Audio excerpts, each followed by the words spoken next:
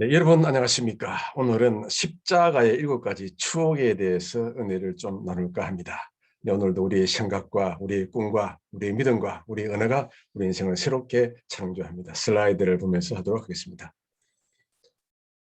네, 지금부터 약 2019년도로 기억이 됩니다만은 태국에서 제가 십자가의 7가지 추억이라는 제목을 가지고 함께 은혜를 나눈 적이 있었습니다. 당시 많은 사람들이 은혜를 받는 것 같아서 오늘 다시 한번 십자가의 우리 예수님의 7가지 추억 유언에 대해서 좀 이야기를 하도록 하겠습니다. 네, 오늘 십자가의 7가지 추억이 무엇인가? 바로 용서의 추억이 있습니다. 여러분과 저는 공히 예수님과 함께 죽고 함께 부활했습니다. 그래서 우리 마음속에는, 우리 심령 속에는 그 십자가를 체험한 추억이 있습니다. 오직 믿음의 추억인 것이죠. 먼저는 용서의 원리가 있더라는 것입니다. 그 다음에 사명자의 원리, 사랑의 원리, 관계의 원리, 고통의 원리, 성취의 원리, 헌신의 원리. 우리는 이것을 가상칠언이라 그렇게도 이야기를 하고 있습니다. 오늘은 저는 십자가의 7가지 믿음의 추억, 이런 의미에서 좀 은혜를 나누도록 하겠습니다. 네, 먼저 용서의 대차 대조표입니다. 예수 그리스도의 한 장면을 보면 이에 예수께서 이르시되 아버지 저들을 사하여 주옵소서, 자기들이 하는 것을 알지 못함이니이다 하시더라. 보십시오. 예수님은 끝까지 용서의 삶을 살고 계시더라는 것입니다. 용서에는 연속성이 있습니다. 너희가 사람의 잘못을 용서하지 아니하면 너희 아버지께서도 너희 잘못을 용서하지 아니하시리라. 아멘입니다. 용서는 용량이 있습니다. 얼마만큼 우리가 용서를 해야 될까요? 그때 베드로가 나와 이르되 주여 형제가 내게 죄를 범하면 몇 번이나 용서하여 주리이까? 7번까지 하오리이까? 우리 그 다음 예수님 답변 너무나 잘 알고 있습니다. 70번씩 7번. 뭐 수학적으로 계산하면 490번 그냥 무한히 하라, 그 이야기가 아니겠습니까? 그래서 예수님은 용서의 의인이었습니다. 삶의 자리에서 용서의 원리, 서로 친절하게 하며 불쌍히 여기며 서로 용서하기를 하나님이 그리스도 안에서 너희를 용서하신 것 같이 하라. 바로 용사의 대차 대조표. 우리가 이만큼 용서를 받았으니 또한 우리도 다른 사람에게 이만큼 용서를 해주는 그런 삶을 살아라. 예수님께서 십자가에서 바로 그 요원을 하시고 우리에게는 믿음의 추억이 되는 것입니다. 그리고 두 번째는요, 사명자의 삶. 예수님은 끝까지 십자가에서 사명자 삶을 사셨습니다. 예수께서 이르시되 내가 진실로 너에게 이르노니 오늘 내가 너와 함께 낙원에 있으리라. 할렐루야. 보십시오. 끝까지 한 강도를 회개를 시킵니다. 주님 품으로 인도합니다. 예수님께서 그 극한 상황에서 사명을 다하시는 예수님. 우리는 그렇게 또 믿음의 추억이 우리의 심령 속에 뿌리를 내려야 되는 것입니다. 사도 바울을 보십시오. 표대를 향하여 그리스도 예수 안에서 하나님 위에서 부르신 부름의 상을 위하여 달려가노라. 할렐루야.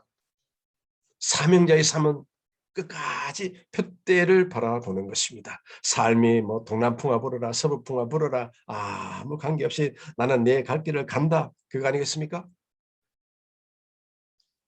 바울의 본질적 소명을 보십시오. 내가 달려갈 길과 주 예수께 받은 사명 곧 하나님의 은혜의 복음을 전하는 일을 마치려 하면은 나의 생명조차 조금 더 귀한 것으로 여기지 아니하노라. 그만큼 이 사도 바울은 그 심령 속에 오직 사명을 다해야 되겠다.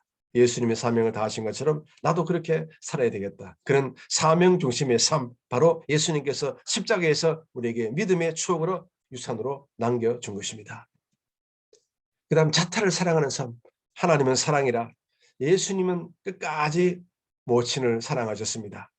자기 어머니께 말씀하시되 여자여 보소서 아들이니이다 하시고 또 그 제자에게 이르되 보라 너 어머니라 하신데 그때부터 그 제자가 자기 집에 모시니라. 바로 요한 아니겠습니까?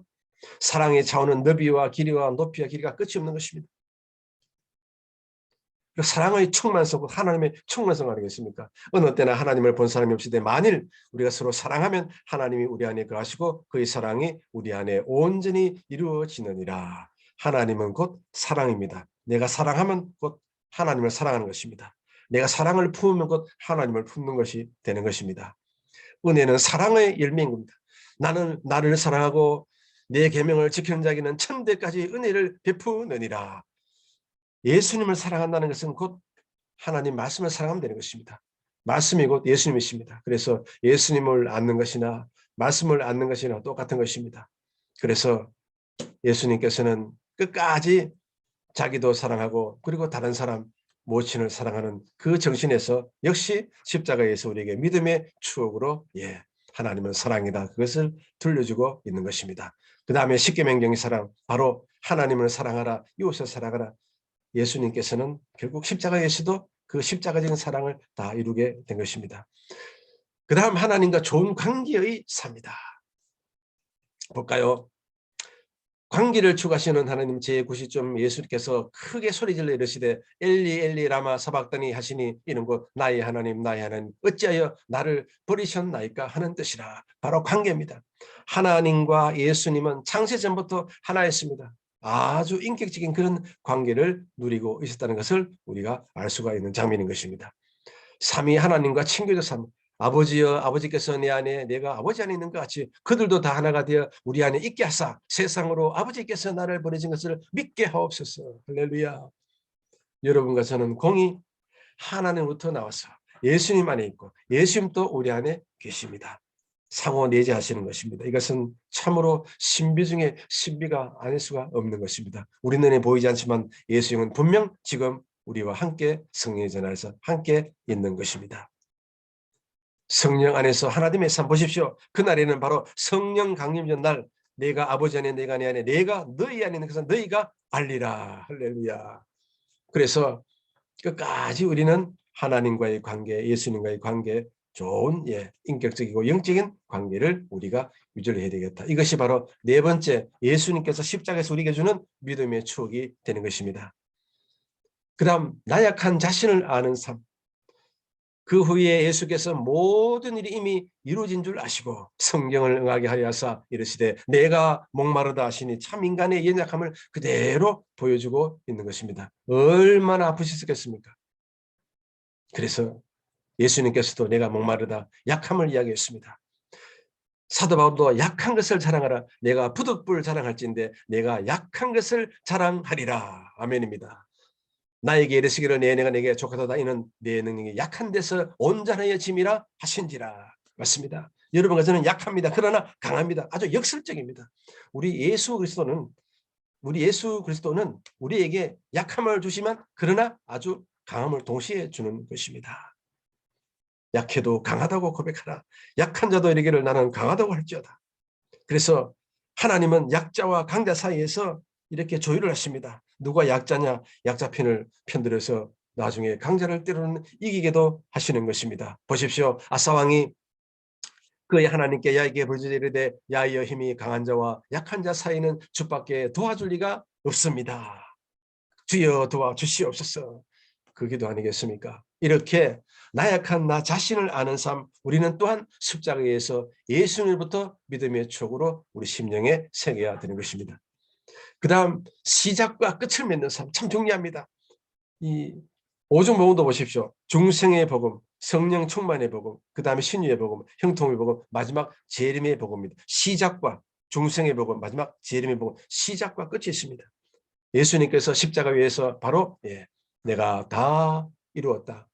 예수께서 신포도주를 마신 후에 이르시되 다 이루었다. It's finished 하시고 머리를 숙이니 영원히 떠나가시니라. 네, 다 이루었더라. 시작과 끝을 맺더라는 것입니다. 우리 삶 속에 시작이 있고 끝이 있다. 놀라운 믿음의 추억 아니겠습니까? 예수님께서 십자가에 의해서 인생은 시작이 있고 끝이 있다. 그러니 나만 보고 살아라. 그 말 아니겠습니까? 거룩함과 어려움의 결실입니다. 다 이뤘다. 무엇을 이뤘습니까? 우리는 지연이었습니다. 그러나 예수님께서 죽으시고 이제 부활하심으로 말미암아 결국 우리는 예수님부터 거룩함과 어려움의 결실을 얻게 되는 것입니다. 이 뜻을 따라 예수 그리스도의 몸을 단번에 들이심으로 말미암아 우리가 거룩함을 얻었노라. 그러므로 우리가 믿음으로 의롭다심을 받았으니 결국 예수님께서 십자가에서 하신 일은 우리에게 거룩함을 주시고 어려움을 주신 것입니다. 참으로 놀라운 다 이루심입니다. 예수 안에서의 결실은 그가 내 안에 내가 그 안에 거하면 사람이 열매를 많이 맺나니 나를 떠나서는 내가 아무것도 할 수 없습니다. 할렐루야 아멘입니다. 영생의 결실을 보십시오. 내 아버지의 뜻은 아들을 보고 믿는 자마다 영생을 얻는 이것이니 마지막 날에 내가 이를 다시 살리리라 하시니라. 시작과 끝이 있습니다. 예수님께서 십자가에서 그것을 우리에게 보여주신 것입니다. 예수님이 이 땅에 오셨고 죽으셨고 그로 말미암아 모든 것을 다 이루어 주신 것입니다. 네, 십자가에서 예수님부터 우리는 믿음의 추억을 또 하나 배우는 것입니다. 다 이루었도다. 그 다음 마지막 예수님께서 무슨 말씀을 하십니까? 이제 본향으로 회개하는 삶을 사십니다. 예수께서 큰 소리로 불러 이르시되 아버지의 내 영혼을 아버지 손에 부탁하나이다 하고 이 말씀을 하신 후에 숨지시니라. 내가 나의 영을 주의 손에 부탁하나이다. 진리의 하나님 야여 나를 속량하시었나이다. 시편에 나오는 말씀입니다. 나 자신을 주님께 맡기는 삶. 이것 또한 예수님께서 십자가에 의해서 우리에게 믿음의 추억으로 우리 심령 속에 새겨준 것입니다.